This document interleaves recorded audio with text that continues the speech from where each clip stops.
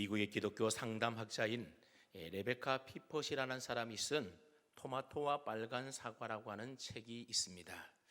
이 토마토와 빨간 사과 하니까 이 책이 무슨 과일이나 채소를 소개하는 책인가 보다 그렇게 생각할지 모르겠지만, 사실 이 책은 우리 그리스도인의 삶에 관한 이야기를 담고 있는 책입니다. 이 책에는 부제가 달려 있는데 껍데기 영성은 가라라고 하는 부제가 달려 있습니다. 그러니까 그리스도인의 삶과 영성이라는 것이 껍데기만 그럴싸해서는 안 되고 겉과 속이 똑같은 진실해야 한다, 그런 내용을 담고 있는 책입니다. 겉으로는 하나님을 사랑하고 하나님께 찬양드리고 하나님의 영광을 위해서 살아가는 것처럼 보입니다. 근데 그 속마음은, 그 실체는 어떤가 하면 사실 그렇지 않고, 그 삶 또한 그렇지 않고, 남들 보기에 그런 채 하며 살아가는 껍데기 영성으로 충만한 그리스도인들이 많이 있다는 겁니다. 하지만 진짜 영성은 하나님이 보시기에 겉과 속이 동일하게 아름다워야 한다는 겁니다. 여러분, 잘 익은 토마토 색깔은 어떻습니까? 겉도 속도 다 빨갛습니다. 근데 여러분, 사과는 어떻습니까? 겉은 빨간데 속은 하얗지 않습니까? 우리의 신앙도 겉은 빨간데 속이 하얀 사과와도 같은 신앙인이 되어서는 안 되고, 겉과 속이 모두 다 빨간 토마토 같은 신앙인이 되어야 한다, 그 말입니다. 그렇다면 오늘 본문에 나오는 이 사사 기드온은 토마토 신앙인일까요? 아니면 사과 신앙인일까요? 기드온은 겉과 속이 다른 전형적인 빨간 사과 신앙인입니다. 여러분, 지난 시간에 우리가 살펴보았던 말씀이 혹시 기억이 나실지 모르겠는데, 여러분, 기드온은 마치 두 인격을 가진 두 얼굴의 사나이와 같은 모습을 하고 있지 않았습니까? 에브라임 지파를 대했던 이 기드온의 태도와 숫곳과 분회의 사람들을 대했던 이 기드온의 태도를 비교해 본다면 이 사람이 과연 동일한 사람이 맞나, 그런 의심이 들 정도입니다. 오늘 본문에도 보면 기드온의 이중성이 좀 더 명확하게 잘 드러나 있습니다. 겉과 속이 완전히 다른 빨간 사과 신앙인의 모습을 오늘 본문의 기드온이 그대로 우리에게 보여주고 있습니다. 오늘 본문 22절 말씀을 보면 그때라는 말로 시작을 하고 있습니다. 여기서 말하는 그때라고 하는 것은 언제를 말합니까? 기드온과 300용사들이 미디안 연합군과 싸워서 완전한 승리를 거둔 그때를 가리키는 겁니다. 우리가 앞서 살펴보았던 것처럼 기드온은 하나님이 주신 은혜와 능력으로 이 미디안 연합군과 싸워서 엄청난 승리를 거두지 않습니까? 근데 사실 300명의 군사로 미디안 연합군 13만 5천 명과 싸워서 이긴다라고 하는 것은 여러분, 상식적으로 생각해 본다 하더라도 말이 되지 않는 일들이지 않습니까? 근데 말도 안 되는 이 전쟁에서 누가 이겼다는 겁니까? 기드온과 300용사들이 이겼다는 겁니다. 근데 더 놀라운 것은 우리가 성경을 좀 자세히 읽어보게 되면 기드온과 300용사들 가운데에 단 한 명도 전사했다라고 하는 기록의 내용이 없습니다. 여러분, 이게 어디 사람의 힘과 방법으로 가능한 일이겠습니까? 300명과 13만 5천 명이 싸웠는데 300명이 이겼다라 하는 그 사실도 참 놀라운 일이지만, 그러나 300명 가운데 아무도 다치거나 죽은 사람이 없이 완전히 퍼펙트하게 승리를 거두었다라고 하는 겁니다. 그러다 보니 이 놀라운 전쟁에서 큰 승리를 하고 돌아오는 기드온과 이 300용사를 맞이하는 이스라엘 백성들의 분위기가 어떠했겠습니까? 수많은 사람들이 아마 기드온 장군 만세를 외치면서 일제히 박수를 치고 열렬히 환호하며 이 기드온과 300용사들을 맞이하지 않았겠습니까? 그러니 이제 기드온은 모든 이스라엘 백성들이 추앙하며 따르며 우러러보는 그야말로 이스라엘의 위대한 영웅이 된 것입니다. 그러다 보니 어떤 일이 일어나는가 하면 계속되는 22절 말씀을 보십시오. 그때 이스라엘 사람들이 기드온에게 이르되 당신이 우리를 미디안의 손에서 구원하셨으니, 여러분, 지금 이스라엘 백성들은 누가 자신들을 구원해 냈다라고 이야기를 합니까? 당신이, 즉 기드온이 미디안의 손으로부터 우리를 구원해 주셨다. 백성들이 그렇게 이야기하고 있습니다. 여러분, 이 백성들의 말이 맞습니까? 틀립니까? 틀립니다. 기드온이 그들을 구원한 것이 아니라 하나님이 기드온을 통하여 이스라엘 백성들을 구원하셨던 겁니다. 이 모든 일들을 누가 하셨다고요? 기드온이 아니라 하나님이 하셨던 겁니다. 근데 이스라엘 백성들은 그동안 기드온에게 역사하셨던 이 하나님의 일들에 대하여 전혀 잘 알지 못하다 보니 그저 그들의 눈에 보이는 대로 기드온이 300명의 용사들을 데리고 미디안과 싸워서 이겨서 승리했나 보다, 그들은 그렇게 생각을 했던 겁니다. 그래서 기드온을 위대한 영웅으로 높이면서 그에게 모든 영광을 지금 돌리고 있습니다. 하지만 그들의 생각은 틀렸던 겁니다. 그 모든 일은 기드온이 한 일이 아니라 바로 하나님이 하셨습니다. 그러니 마땅히 모든 영광을 누구에게 돌려야 합니까? 하나님께 돌리고 하나님을 찬송해야 하는 겁니다. 물론 백성들이야 그 전후 사정을 제대로 잘 알지 못하다 보니 이 기드온을 높이면서 기드온이 우리를 구원했다 그렇게 말할지 모르지만, 적어도 이 모든 일들을 하나님이 하셨다는 사실을 너무나도 잘 알고 있었던 기드온만큼은 그래서는 안 되는 것 아닙니까? 백성들이 몰라서 잘못 생각하고 있다면 그들을 바로 잡고 바르게 가르쳐야 하는 것 아니겠습니까? 여러분, 이 전쟁의 승리를 통하여 여러분들을 구원하신 것은 내가 아니라 바로 하나님이십니다. 하나님이 나를 통하여 이 모든 일을 하신 것이고 나는 그저 여러분들과 동일한 연약한 존재에 불과합니다.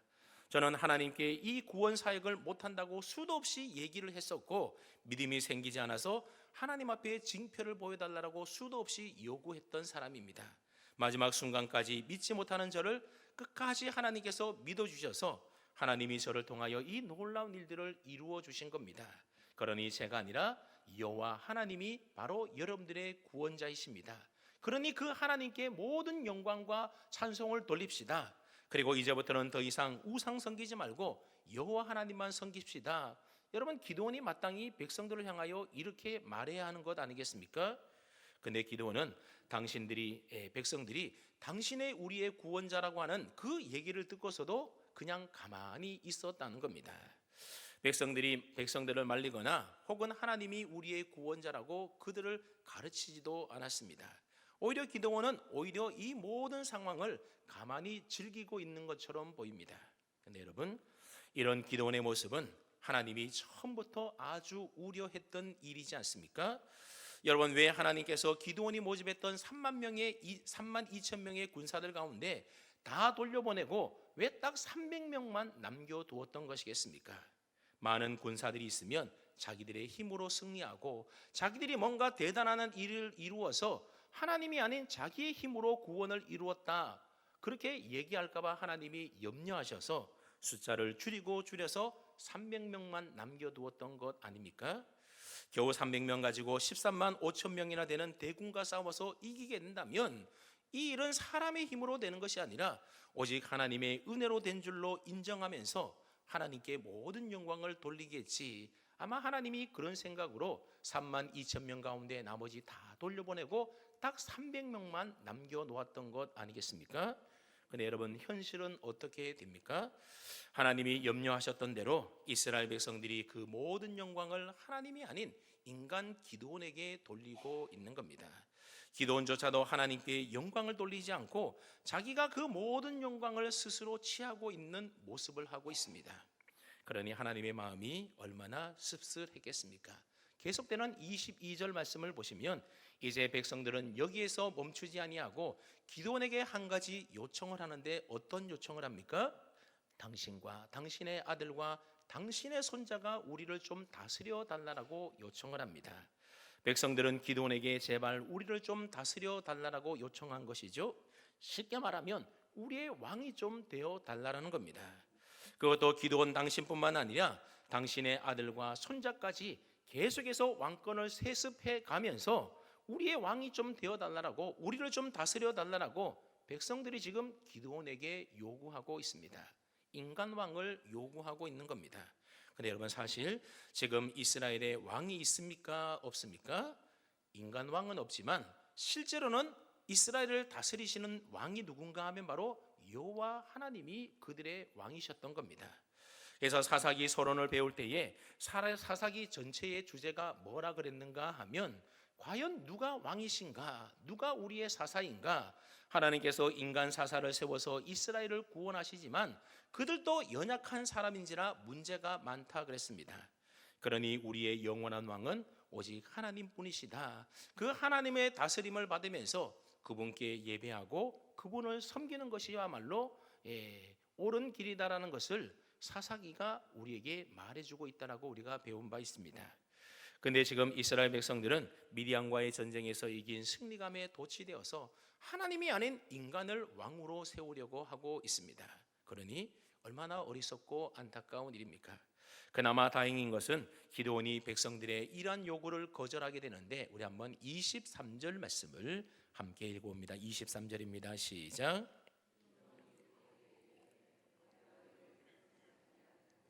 나의 아들도 너희를 다스리지 아니할 것이요 여호와께서 너희를 다스리시리라 하니라. 아멘.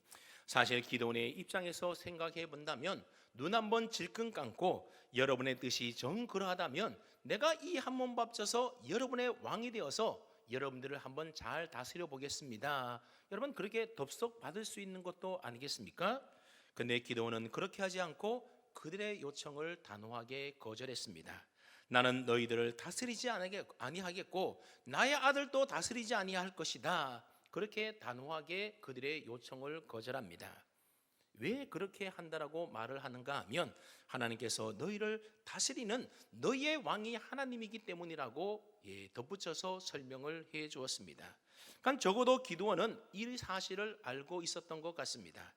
이스라엘은 사람이 왕이 되어서 다스리는 나라가 아니라 하나님이 되어 다스렸던 신정 정치 국가라는 사실을 이 기드온은 잘 알고 있었던 겁니다. 그러니 기드온의 이 말은 신학적으로 볼 때의 완전한 모범 답안과도 같은 겁니다. 그렇다면 지금 기드온이 한 이 말은 기드온의 본심에서 우러난 진심이었을까요? 아니면 그저 입으로만 말하는 가식이었을까요? 제가 볼 때는 거절을 진심처럼 잘 포장한 교모한 가식처럼 보인다는 겁니다. 마치 빨간 사과처럼 하얀 속살은 빨간 껍질로 잘 포장하여 드러내 보인 것입니다. 그 다음 구절이 그 사실을 증명해주고 있는데, 이어지는 24절 말씀을 한번 보십시오. 기드온은 백성들로부터 자신을 다스려달라고 하는 이 요청을 거절하면서도 그가 백성들에게 뭘 요구하고 있습니까? 그들이 전리품으로 취한 금폐물을 자신에게 달라라고 백성들에게 요청하고 있습니다. 당시 미디안 남자들은 귀고리를 하고 다녔고 여자들은 코고리를 장식품으로 달고 다녔다고 합니다. 미디안 사람들이 죽게 되자 백성들은 죽은 그들에게서 금 귀고리를 다 탈취했던 겁니다. 기드온은 바로 그것을 자신에게 달라라고 백성들에게 지금 요구하고 있습니다. 마치 전쟁에서 승리한 왕이 적으로부터 탈취한 전리품을 모두 다 거두어 드리는 것처럼 지금 기드온이 그러한 모습을 보여주고 있습니다. 그러니 기드온은 말로는 왕이 되지 않겠다 그렇게 거절의 표현을 했음에도 불구하고 그의 드러난 행동을 보게 되면 마치 자신이 왕이라도 되는 것처럼 탈취한 전리품들을 다 내게 바치라 그렇게 요구하고 있는 겁니다. 그자 백성들이 어떻게 했다고 말합니까? 즐거이 드렸다, 기쁜 마음으로 드렸다 그렇게 말합니다. 근데 히브리 원문에 봤더니 이 즐거이 드렸다라는 말의 원어적인 의미가 뭔가 하면 드리고 또 드렸다 그런 의미를 가지고 있습니다. 즉 기드온이 만족할 때까지 드리고 또 드렸다라는 겁니다. 26절에 보면 그렇게 해서 모은 금 귀고리의 무게가 얼마였다고 합니까? 세겔로 1700세겔이었다라는 겁니다. 이 한 세겔이 11.4g의 무게이기 때문에 1700세겔을 오늘날 무게로 킬로그램으로 한번 환산을 해보았더니 얼마인가 하면 19.38kg입니다. 약 20kg 정도 되는 무게입니다. 여러분 금의 단위인 돈으로 한번 계산을 해보게 되면 5,168돈에 해당되는 금입니다. 이것을 오늘날 돈으로 좀 환산을 해서 계산을 해보았더니 오늘날 금 한 돈 시세를 봤더니 약 30만 8천 원 정도인데 계산을 해보게 되면 약 16억 원 정도가 되는 돈입니다. 여러분 16억 원 정도라고 말하니까 왕으로서 취하는 전리품 치고는 별로 그렇게 생각할지 모르겠지만 요즘으로 치자면 값이 그렇다라는 겁니다. 하지만 그 시대는 지금으로부터 약 3,200년 전이지 않습니까? 그러니 금을 추출하고 금을 재련하는 기술 자체가 지금보다는 훨씬 어려웠기 때문에 당시에 1700세겔 되는 금을 왕이 아니고서는 도저히 가질 수 없는 엄청난 재물의 양이었다라는 겁니다. 금귀고리뿐만 아니라 그 외에도 초승달 장식이든지 또는 폐물과 미디안 왕이 입었던 자색 의복을 비롯해서 그 외에 낙타목에 둘렀던 사슬까지도 다 기드온에게 드리고 바치게 됩니다. 여기서 우리의 주목을 끄는 것이 하나가 있는데 그건 바로 초승달 장식입니다. 이 초승달 장식이라고 하는 것은 말이나 낙타를 장식하거나 또는 사람의 목에 목걸이처럼 매달고 다녔는데 이 월신 즉 달신의 보호로부터 보호를 받고자 하는 부족과도 같은 목적을 가지고 이 초승달 장식을 몸에 지니거나 또는 말이나 또는 낙타와 같은 곳에 장식을 했다고 합니다. 그런데 학자들에 따르게 되면 이 초승달 장식은 일반인들도 물론 하고 다녔지만 그러나 이 초승달 장식으로 낙타나 말을 꾸미는 것은 오직 왕만이 그렇게 할 수 있었다고 합니다. 그런데 앞서 21절 말씀을 한번 보시면 기도는 미디안의 두 왕이었던 세바와 살문나를 죽이지 않습니까? 그리고 그들의 낙타목에 있었던 초승달 장식을 떼어서 자기 소유로 삼았다라는 내용이 21절에 기록되어 있습니다. 여러분 이게 뭘 뜻하는 말이겠습니까? 전쟁에서 승리한 기드온의 내면에는 세바와 살문나처럼 마치 자신도 왕이 되어서 왕처럼 살고 싶다라는 생각이 아마 이때부터 그의 마음 내면에 자리 잡았던 것 같습니다. 그런데 막상 백성들로부터 왕이 되어달라고 하는 그런 제안을 기드온이 받게 되자 그는 하나님의 눈치를 볼 수밖에 없었습니다. 왜냐하면 사실 기드온은 미디안과의 싸움에서 자신이 별로 한 일이 없다는 사실을 자기 스스로가 너무나도 잘 알고 있었기 때문입니다. 하나님이 역사했더니 자기들끼리 스스로 치고받고 싸워서 서로 죽여서 이스라엘이 이긴 것이지 기드온과 300용사들이 그들을 크게 무찔러서 이긴 것이 아니지 않습니까? 그러니 자신이 왕이 되기에는 너무나도 한 일이 크게 없었던 겁니다. 그러니 벼룩도 낯짝이 있다고 하는데 차마 양심상 기도는 선뜻 자신이 왕이 되겠다라고 하는 말을 또 백성들의 제안을 받아들일 수가 없었던 겁니다. 하지만 그의 내면 깊은 곳에서는 나도 왕처럼 살고 싶다라고 하는 그 욕망이 꿈틀거리고 있었던 겁니다. 기도는 이런 그의 욕망을 잘 포장해 두었는데 이제부터 본격적으로 그 욕망을 드러내기 시작하는데 한번 보십시오. 기도는 백성들로부터 받은 그 많은 금을 가지고 뭘 만들었다고 합니까? 27절을 보게 되면 기도원이 그 금으로 에봇 하나를 만들어서 자기 성읍 에보라에 두었다 말하고 있습니다. 여러분 에봇이라고 하는 것은 제사장들이 입었던 의복 가운데 하나입니다. 근데 이 에봇에는 판결 흉배라고 해가지고 이스라엘 12지파를 상징하는 보석이 달려 있었는데 이 판결 흉패 안에는 하나님의 뜻을 묻는 도구였던 우림과 둠밈이 그 안에 들어 있는 겁니다. 그래서 그걸 사용해서 하나님의 뜻을 묻곤 하는 데 사용했던 옷이 뭐라고요? 그게 제사장이 입었던 에봇이라는 옷입니다. 근데 기도는 백성들로부터 받은 그 금을 가지고 에봇을 만들어서 어디에 두었다라는 겁니까? 하나님의 성막과 법궤가 있었던 실로 성소에 두었던 것이 아니라 자기 성읍 오브라에 즉 자기 집에 두었다는 겁니다. 그렇다면 여러분 도대체 기도는 왜 백성들로부터 금고리를 취하여서 금으로 만든 에봇을 만들었던 것이겠습니까? 그리고 왜 금 에봇을 자기 집에 두었던 것일까요? 그것은 기드온이 앞으로 계속해서 이스라엘 백성들 앞에서 종교적인 영향력을 행사하여 왕처럼 군림하며 살도록 하기 위해서 그렇게 조치를 취했던 겁니다. 여러분 이스라엘의 사사라고 하는 직책은 한시적인 직책이지 않습니까? 기드온은 미디안과의 전쟁을 위하여 사사로 부름을 받았는데 이제 그 모든 전쟁이 끝났으니 사사로서의 그의 직분도 끝이 나고 말았습니다. 그렇다면 기드온은 다시 원래 자기 자리로 돌아가야 하는 것 아니겠습니까? 그런데 기드온이 미디안과의 전쟁을 통하여 백성들로부터 영웅 대접을 받게 되자 다시 예전의 자리로 돌아가기가 싫었던 겁니다. 여러분 권력의 단맛을 본 사람은 그 권력의 단맛을 결단코 쉽게 포기하지 않습니다. 무엇보다도 기드온은 사사가 되는 과정에서 많은 종교적인 체험을 하지 않습니까? 그는 하나님의 음성을 직접 듣기도 하고 하나님이 보여주셨던 여러 가지 신비한 표징들도 그가 경험한 바가 있습니다.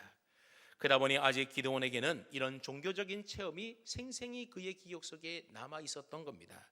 그래서 그는 제사장이 하나님의 뜻을 묻기 위하여 사용하는 이 에봇을 금으로 만들어서 자기 집에다가 모셔두고 마치 제사장처럼 하나님의 뜻을 물으러 오는 백성들에게 알려주는 일을 하고자 했던 겁니다. 그렇게 해서라도 계속해서 백성들에게 자신의 지도력과 영향력을 행사하고 싶었던 겁니다. 기드온의 성향상 금 에봇을 명분상으로 얼마나 잘 포장해서 세워 놓았겠습니까? 기드온의 집에 있는 저 에봇은 하나님이 미디안과의 싸움에서 큰 승리를 주셨던 전리품으로 얻었던 금으로 만든 하나님의 기적의 역사가 담겨 있는 그 에봇이다. 그러니 그런 금 에봇이 있는 오브라에 가서 기드온에게 가서 한번 물어보자. 금 에봇 한번 우리 구경하러 가보자. 그렇게 명분을 만들어서 잘 포장해 두었을 겁니다. 그러다 보니 결국 기드온이 한 일이 어떤 결과를 낳게 되었다고 말합니까? 27절 하반절 말씀을 한번 보십시오. 27절 하반절을 보면 온 이스라엘이 그것을 음란하게 위함으로 그것이 기드온과 그의 집에 무엇이 되었다고요? 올무가 되었다는 겁니다. 온 이스라엘이 기드온이 만든 그 에봇을 음란하게 위했다라는 겁니다.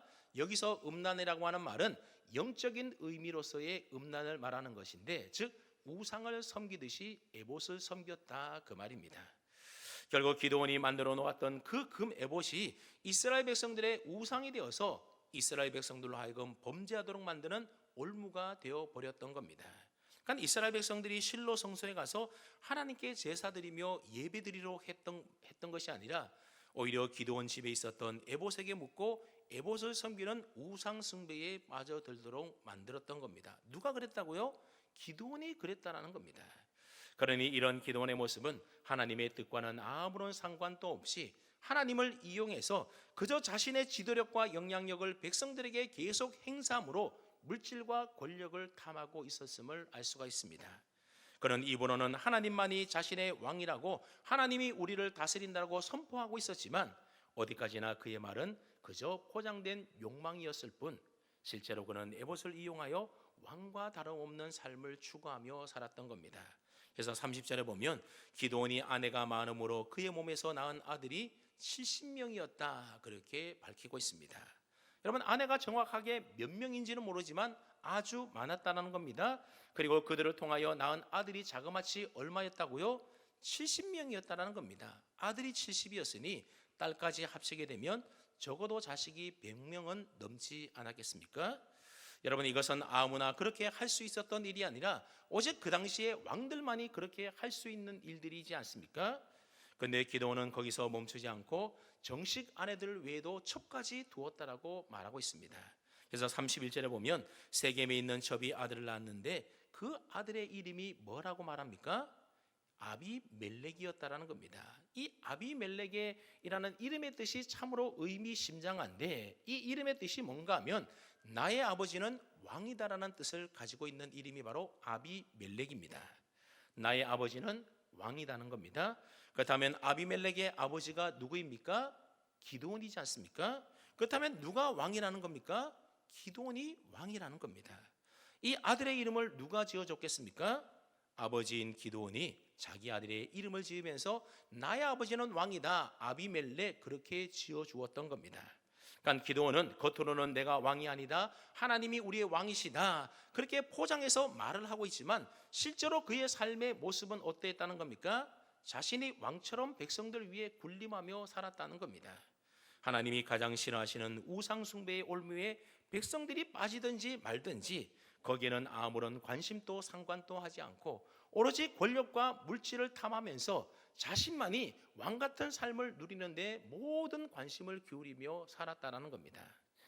기드온은 사사직에서 물러난 이후에도 자기가 세상의 중심이 되고 자기가 주권자가 되고 자기가 왕이 되고 자기가 종교와 권력으로 사람들을 장악하고 지배하고 영향력을 계속해서 행사하려고 했던 겁니다. 모든 백성들을 자신의 수하에 두고 종교적인 영향력을 행사하려고 했던 것입니다. 하지만 그것은 하나님의 뜻이 아니었습니다. 그렇다면 이제 사사직에서 물러난 기드온을 향한 하나님의 뜻은 무엇이었겠습니까? 자신이 한때 하나님의 손에 붙들린 바 되어서 큰 영적인 체험으로 이스라엘을 구원하는 놀라운 업적을 이루었다 하더라도 이제는 사사직으로서의 모든 사명이 끝났다라고 한다면 다시 예전처럼 겸손한 자연인으로 돌아가는 것이 이 기도원을 향한 하나님의 뜻이었을 겁니다.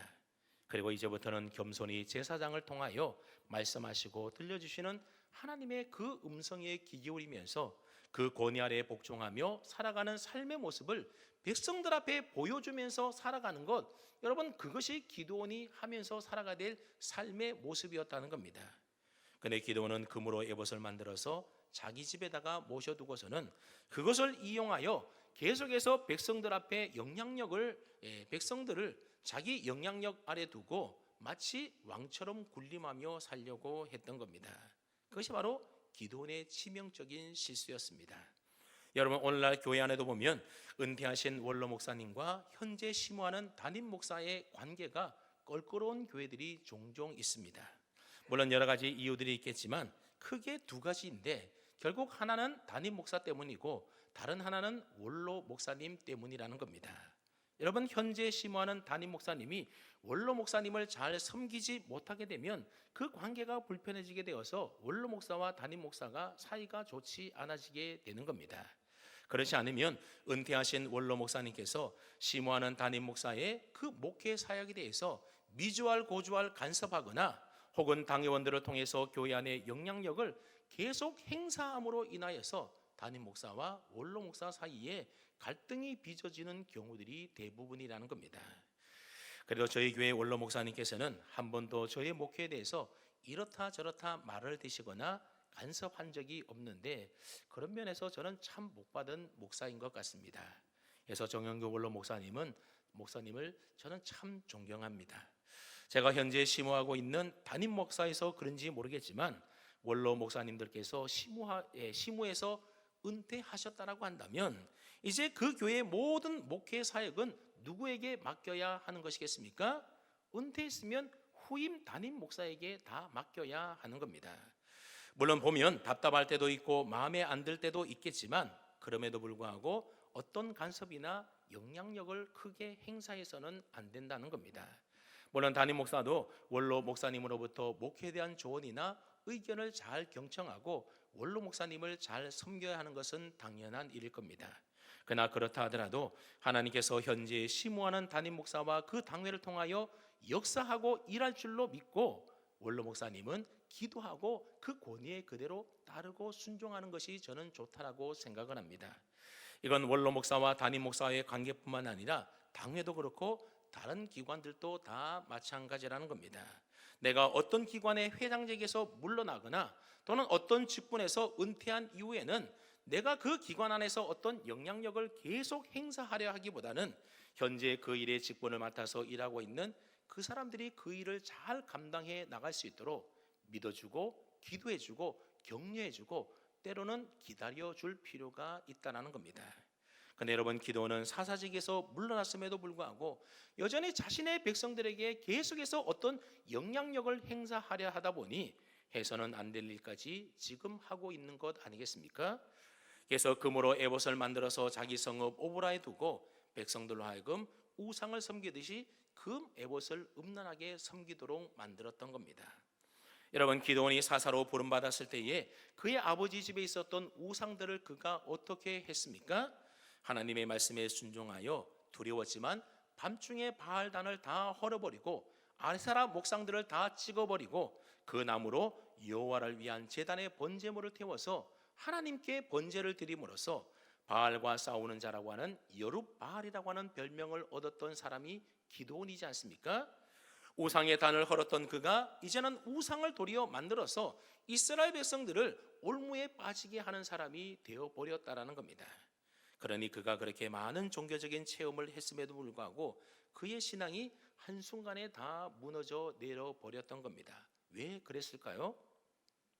미디안과의 전쟁에서 승리하고 성공한 이후에 그에게 찾아왔던 교만과 탐욕을 그가 제대로 제어하지 못했기 때문에 그렇습니다. 그래서 성경은 교만은 패망의 선봉이요 거만함은 넘어짐의 앞잡이다 그랬습니다. 잘 되고 성공할 때에 우리는 넘어지지 않도록 그럴 때일수록 더 조심하고 더 깨어 있어야 하는데 기드온은 그러질 못했던 겁니다. 백성들이 그를 자신의 왕으로 삼고 그를 영웅으로 막 위해 주자 그의 마음이 교만해져서 그만해서는 안 될 일까지 하고 말았던 겁니다. 그러면 여러분, 우리는 잘 되고 형통하고 성공할 때 더욱더 조심해야 하는 겁니다. 내가 무엇인가 이루었다고 생각할 때에, 혹 내가 무언가를 성취했다고 생각할 때에 바로 넘어질 것이라는 그때가 바로 넘어질 때라는 것을 알고 우리는 겸손히 초심을 잃지 않고 초심으로 돌아가야 하는 겁니다. 내가 처음 하나님 만나서 은혜 받고 결단했던 그 첫사랑을 기억하면서 겸손히 우리의 삶을 돌아보며 초심을 잃지 않도록 해야 하는 겁니다. 하나님이 기드온을 부르셨을 때에 기드온은 겸손하게 자신의 연약함과 부족함을 고백했던 사람이지 않습니까? 그때 하나님은 그런 그를 향하여 큰 용사여 여호와께서 너와 함께 계시다 하면서 기드온을 놀랍게 사용해 주셨던 겁니다. 하지만 성공한 이후에 그는 겸손히 하나님을 의지하며 살기보다는 오히려 자기 탐욕에 이끌려서 하나님이 기뻐하시지 않는 해서는 안 된 일들을 하고 말았던 겁니다. 결국 그의 성공은 위험한 성공이었고 실패한 성공이었습니다.